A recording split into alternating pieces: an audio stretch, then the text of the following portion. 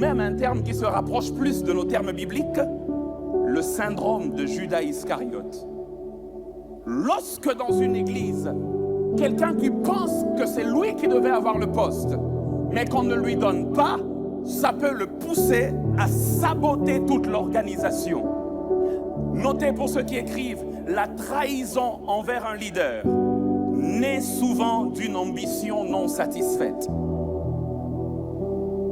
La trahison envers un père, la trahison envers un leader naît souvent d'une ambition non satisfaite, un narcissisme organisationnel.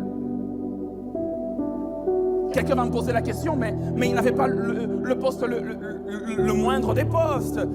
Il était quand même le caissier, il était quand même le financier.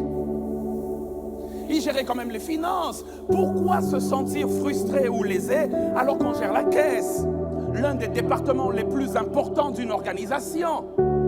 Dans toute organisation, ce poste serait flatteur, sauf dans le ministère de Jésus. Je vais vous le prouver en 2 points.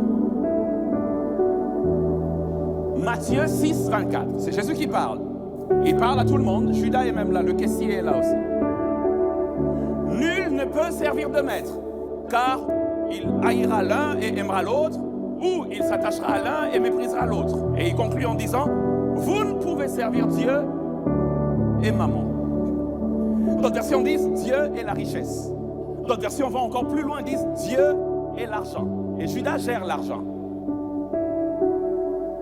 Jésus aurait pu dire, vous ne pouvez servir Dieu et Satan. Normalement, quand on parle de Dieu d'un côté, on a tendance à vouloir voir Satan de l'autre côté. Mais Jésus dit non, non pas Dieu et Satan, vous ne pouvez servir Dieu et l'argent. Jésus, dans son ministère, encourage lâchement vis-à-vis de l'argent. Servir l'argent, selon Jésus, c'est être directement en inimitié vis-à-vis de Dieu. Ce n'est pas flatteur pour Judas d'être en charge de l'argent dans le ministère de celui qui prêche contre l'argent.